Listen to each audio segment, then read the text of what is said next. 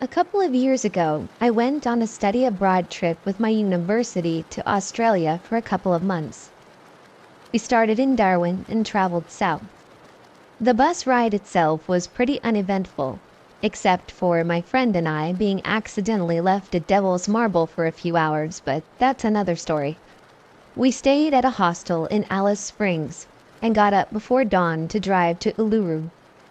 The rest of the students had decided to go back to sleep for the bus ride, but I was looking out the window at what little I could make of the scenery. It was that time right before dawn when you're first able to make out your surroundings. The bus slowed down to park and made a turn into an empty lot, and that's when I saw it. An extremely large shadow walking through the bush. I'm a bad judge of height, but it was taller than any human I've ever seen, perhaps 10 feet tall, with extremely elongated arms and legs. Even though there was enough light to make out the details of the landscape, the figure appeared completely, well, void of detail, like it was smooth, black, and featureless. The black was a stark contrast to the rest of the scenery, as there was a thin mist in the area. I've seen flashes of shadows driving before, or something out of the corner of my eye, but this was different. I was able to watch it for several slow seconds, as it walked in this odd, swaying, dipping motion, with a distinct grace, moving effortlessly across the bush. I felt like as soon as I saw it, I'd been electrocuted. Every hair was standing on end, and my skin was prickling. I tried to wake my friend, but by the time she looked out the window, it was gone. I'm sure this could be explained away by possible sleep deprivation, or just seeing shadows, but I personally believe that what I saw was real. If anyone has any local legends about the area, I would love to hear them.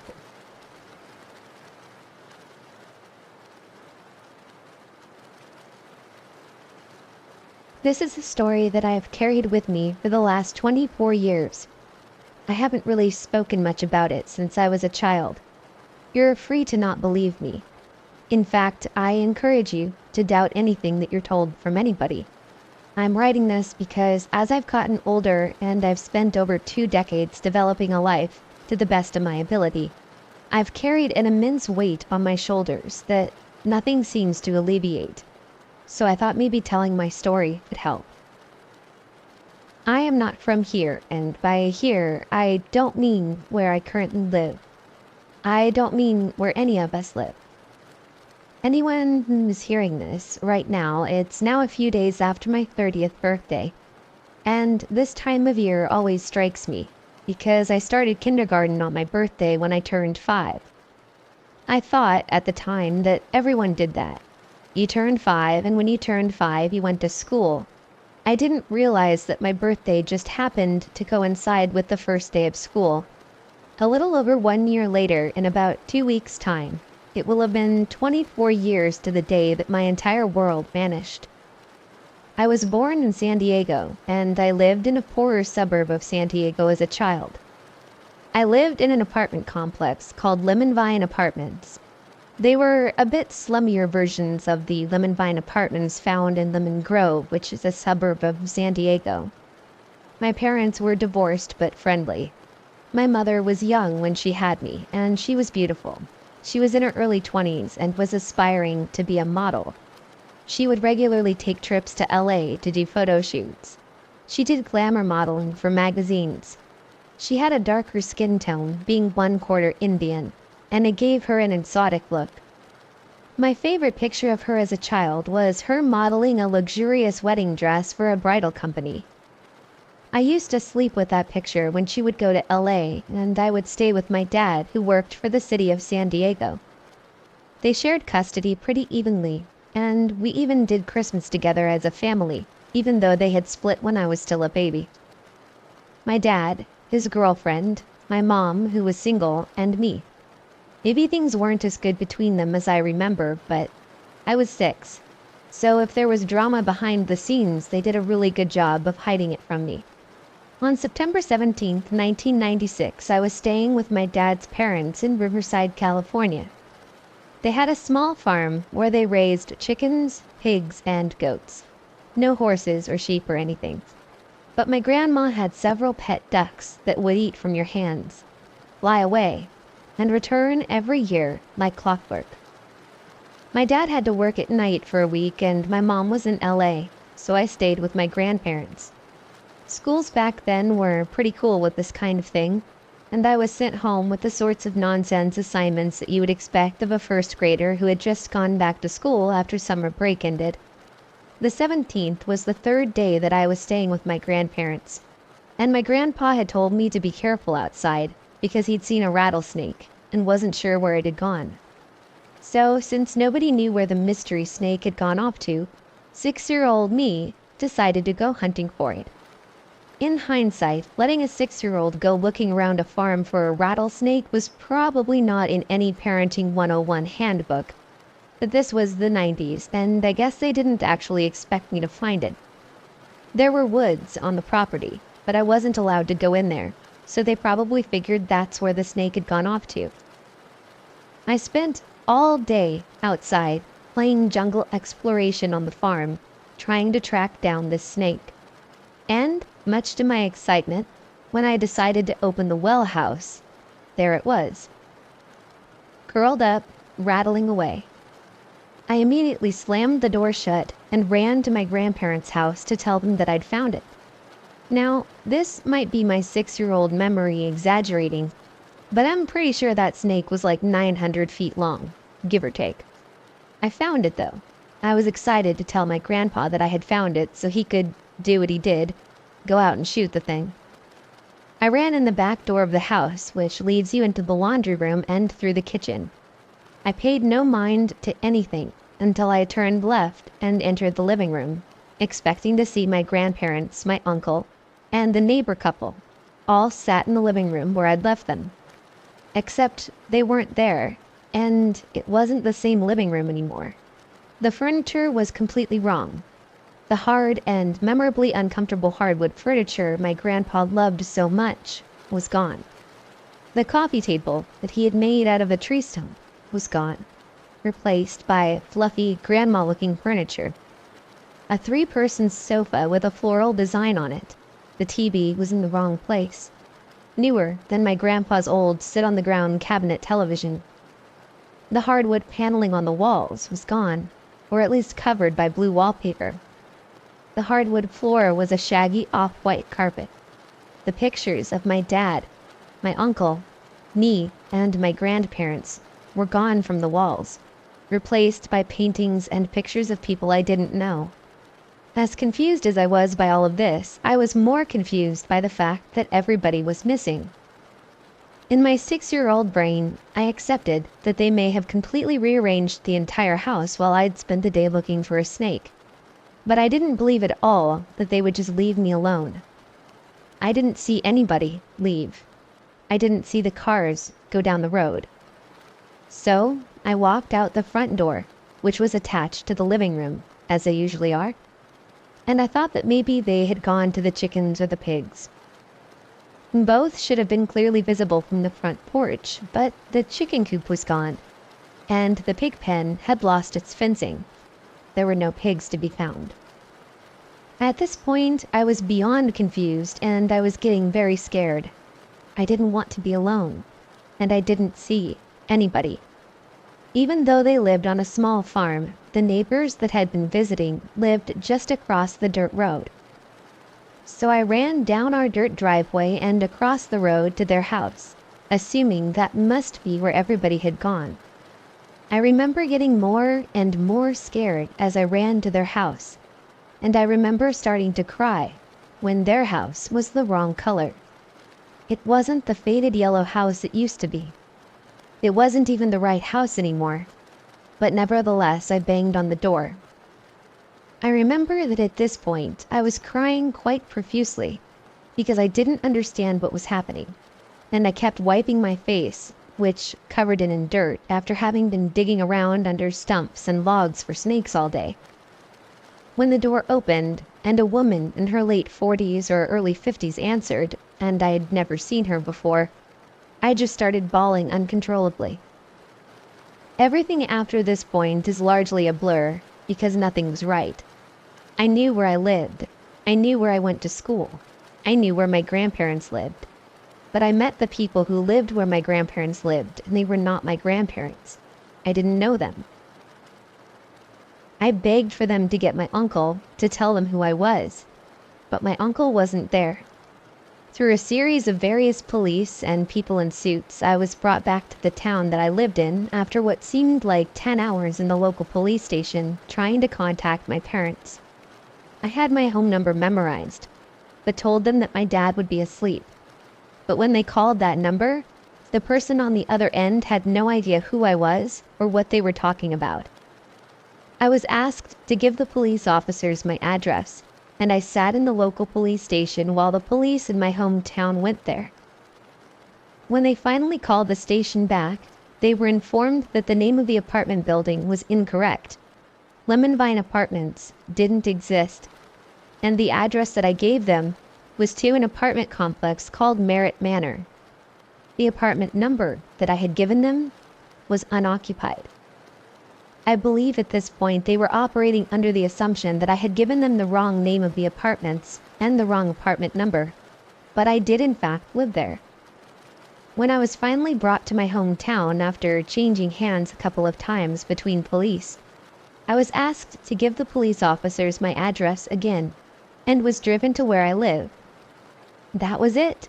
That was my apartment complex. But just like everything else, it looked wrong. It was painted a different color, and the sign that used to have a large image of a lemon reading Lemon Vine now read Merritt Manor. I took the police to exactly where I lived, and just as they had said, no one lived there. From this point forward, the police attempted to contact neighbors, all of whom knew me, but none of them were who they were supposed to be. Every person who came out of the apartment building was the wrong person, and none of them knew who I was. From this point, they attempted to contact my father, which should have been easy. He worked for the city, but no employee by his name apparently worked there in any capacity. A day turned to night, and I spent endless hours sitting in the police station as they attempted to find any person in the world who knew me. I couldn't do anything but cry and cry, endlessly. A woman in a suit, who I think was either a detective or just somebody who happened to work there, sat with me for several hours and tried to keep me calm. She gave me a stuffed dog, a Dalmatian puppy, that looked a little bit like one of the dogs from 101 Dalmatians. She told me that his name was Sparky, and that I could keep Sparky, and that when they found my parents, Sparky would go home with me and make sure that I never got lost again. She said he was a good dog, and he would protect me if I took care of him. During this time, they attempted to contact my school. I told them I went to Shawnee Elementary. It was easy to find. It was really close to where I lived. But a school by such a name, as you might have guessed by now, didn't exist. My school was apparently called Anza Elementary.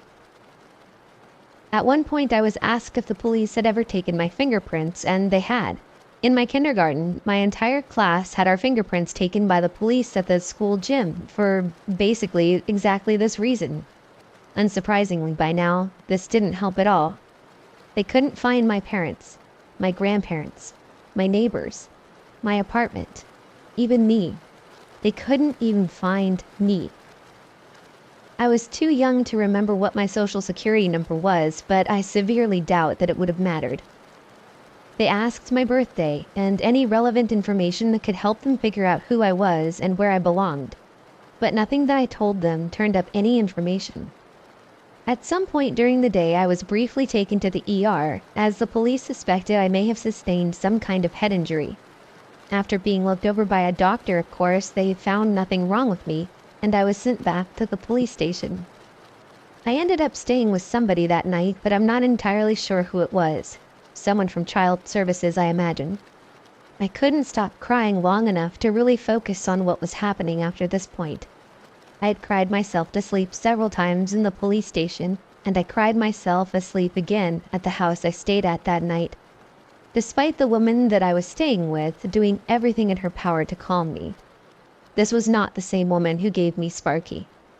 I clung to Sparky so hard I'm surprised I never popped his head off.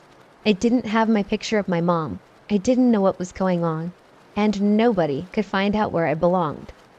This didn't make any sense to me. I was only 6, and just barely.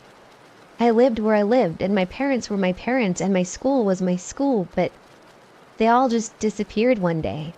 But they couldn't have, right?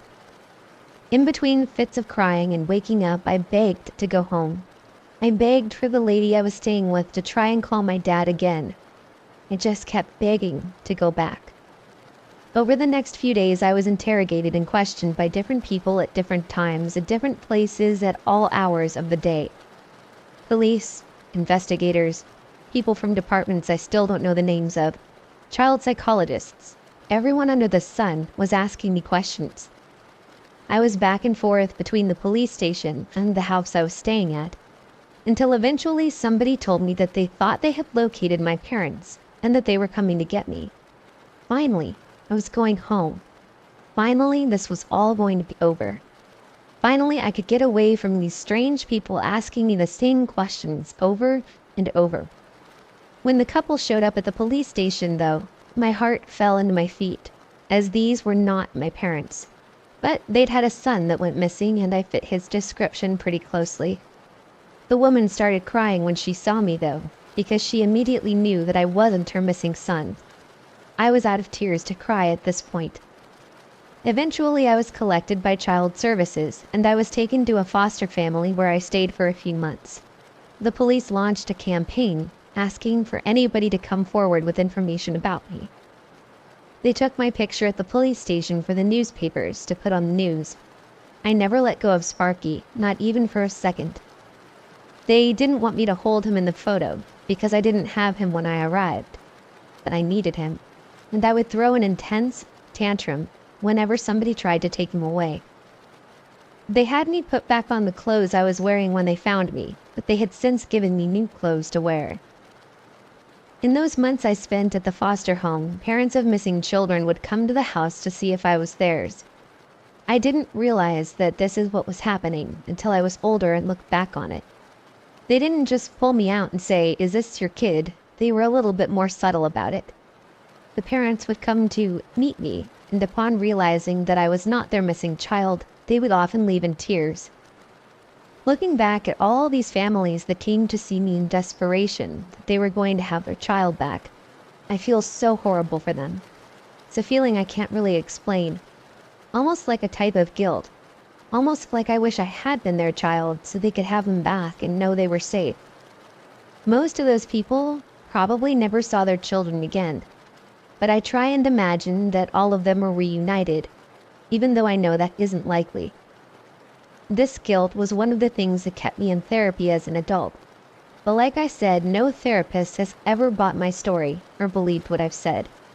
The most common belief suggested to me has always been that I was abandoned as a child, I lived in an abusive home, I was dumped on the side of a dirt road in the middle of a farmland, and I repressed all the negative memories I had of my past. I didn't stay in that foster home permanently. Eventually, while my case wasn't officially closed, I needed to start going to school, and I needed identification. I was issued a birth certificate for the date that I told them was my birth year, but the day and month were listed as September 17th, the day that I was found. I never understood why they didn't just use the day and month of my actual birth, but I imagine it was because they didn't actually think that I knew. My name was unchanged. I started going to school sporadically. One of the child psychologists who had seen me recommended that I not be placed back in full curriculum immediately, and suspected that I suffered from some form of PTSD. I was put in the special class and was made to go to school twice a week initially. Eventually, I started going to school full-time and changed foster homes a few more times. I really can't say how much time passed before it happened, but eventually I was placed for adoption. I was never actually told that I was up for adoption, so I'm not sure how soon after found it was. But eventually people started coming to meet me again. But these people weren't looking for a missing child. They were looking to adopt one. I definitely did not represent myself as a good candidate. I had a story that nobody believed and could verify. I insisted my parents would eventually find me, and I rarely had a day that I wasn't crying until my eyes burned. This story, sad to say, doesn't have a happy ending. I never saw my parents again, and I was a ward of the state until I was 18, and I went nowhere from there. My teens were filled with delinquency, and I did a brief stint in something similar to juvie that San Diego calls chaparral. I never went to college, and I never really started getting my life together until I was about 24. I've never publicly talked about this before, at least not since I was a child speaking to everybody who was trying to figure out where I came from. I still have Sparky. He's old and worn, still in one piece, but no longer white. He's now a dark shade of gray. He sits on my dresser and is there, just like he always has been, as long as I have been here, wherever here is.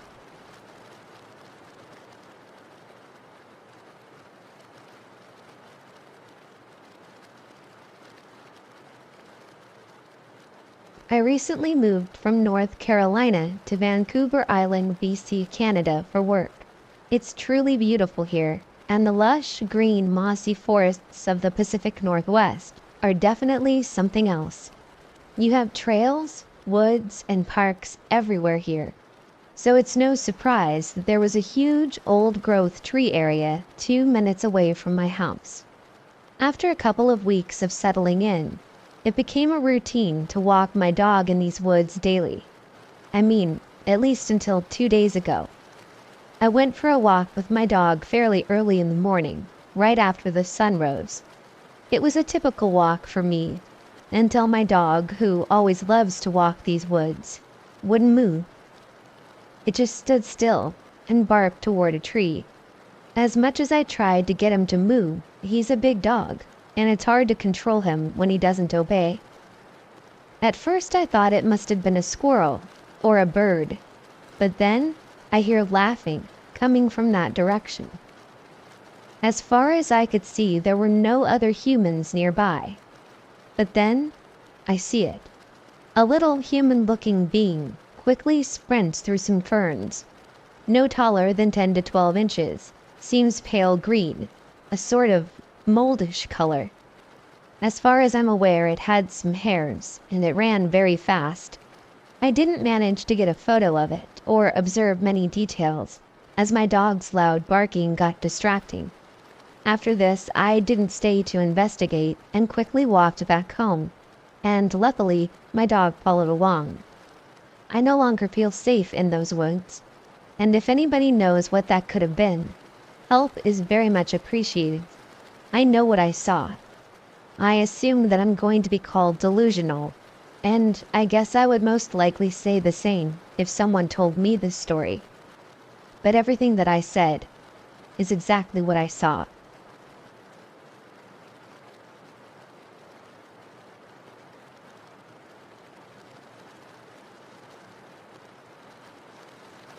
I've worked with the Disneyland Hotel for over a year. I work in one of the many departments that would need to deliver things from our department to the guest rooms whenever a guest needed them. One night at around 11:30 p.m., I was making a delivery when I heard a group of children laughing from the pool deck, which is surrounded by a gate. Since I was headed to a guest room and they had been given a wait time so they knew when to expect me, I didn't stop to see who was playing in the pool, and to check that they were at least being monitored by an adult. After delivering what the guest needed to the room, I headed back to where I was supposed to be waiting, when I heard more children laughing from the pool deck, as well as some splashing. Since the pool water itself is well lit, and the pool deck is poorly lit, I expected to at least be able to see some kids playing in the pool, and something resembling an adult within easy hearing range. By the time I had walked up to the gate, which is covered in plants, the laughing and splashing had stopped, and I could see that there was no one anywhere near the pool or the pool deck. It really makes me wonder what I heard. While I know that there have been deaths at the hotel and in its rooms, most recent deaths happening weeks before this posting, all of the deaths have been adults, making me wonder why I was so sure of what I was hearing.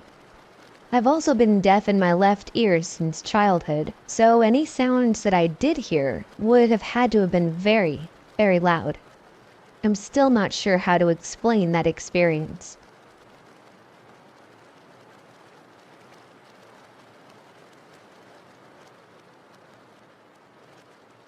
This is an experience that I had almost an entire year ago. My mother is a traveling nurse, and she often gets assignments in Alaska and other less populated states. So I usually travel 3 to 4 times a year to go see her. This was my first time going to see her in Alaska. She was staying in Fairbanks for 3 months. While she was at work, I would take her rental car and explore Fairbanks and the neighboring areas and towns. Side note, Alaska is very sparsely populated, and towns of just 1,000 or more are considered somewhat large. One particular day, I decided to make the long day trip to Denali State Park via Alaska Highway 3, or Parks Highway, as it is often called. It's a long, windy stretch of road connecting Fairbanks to the outskirts of Anchorage, Alaska's largest city. Along the highway from Fairbanks to Denali State Park, you pass through 3 to 4 towns, the largest of those being Nenana, which only has a population of 365. Once you get out of Fairbanks, it gets really lonely. I remember driving 40 to 50 miles without passing another car.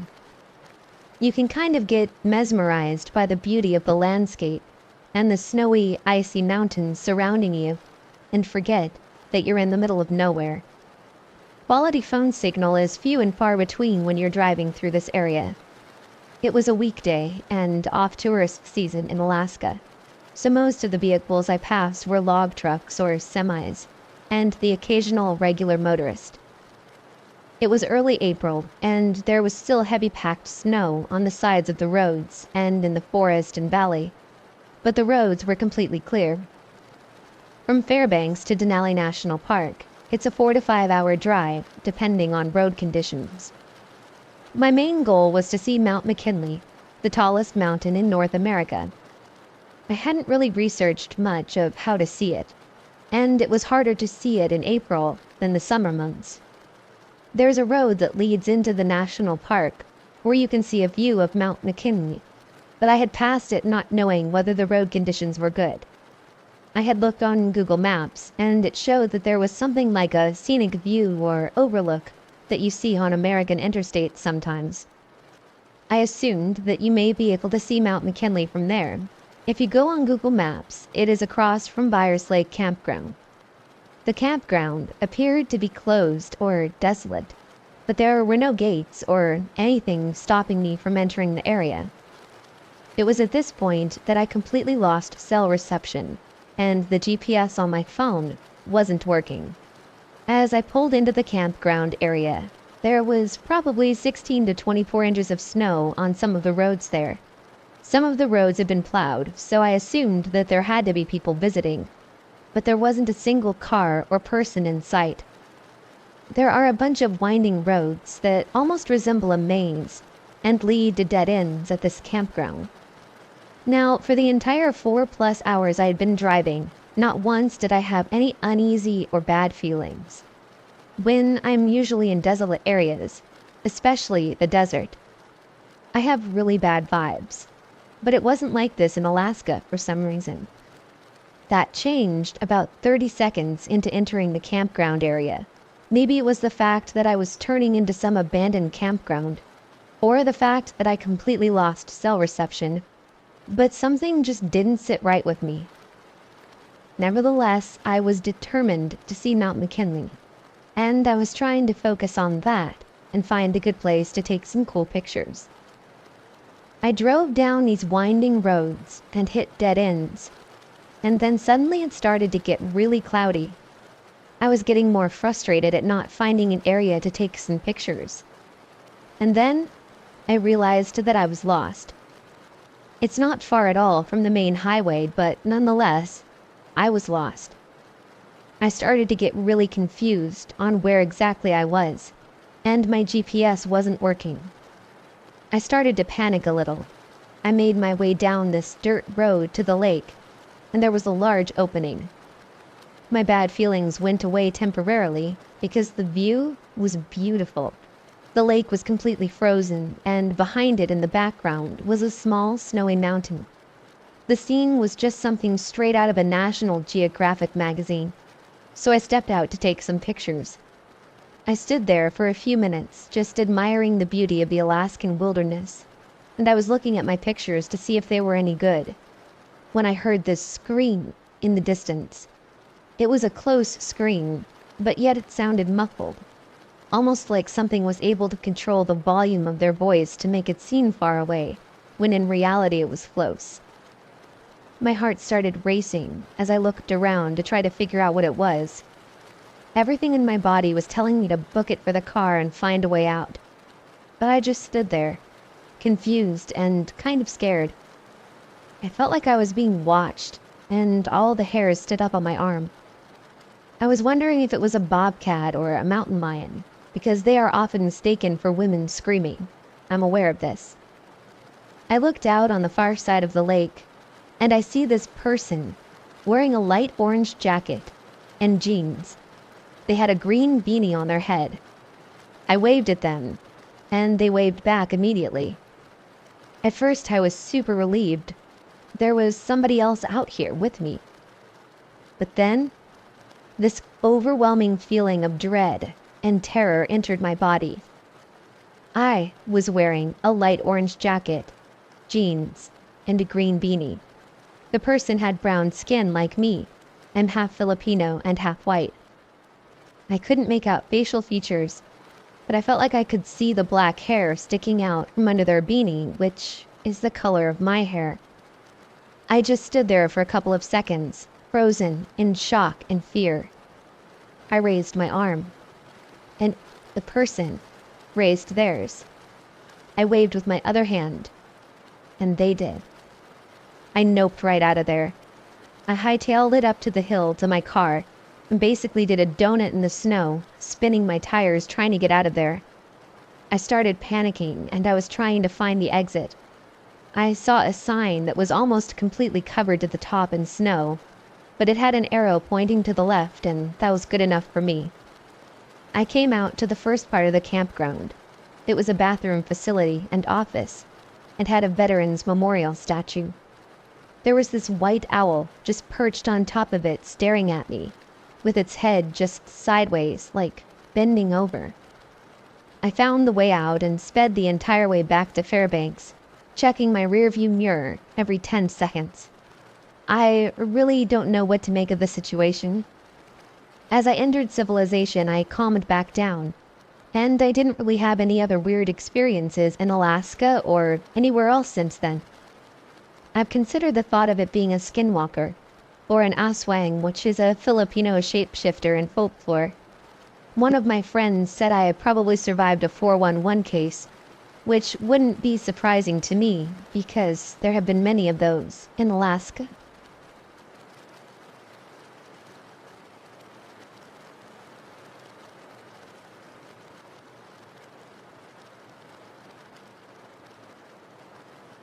This was a couple of months ago.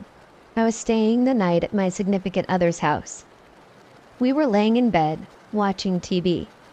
Her two daughters, ages 5 and 8, came into the room.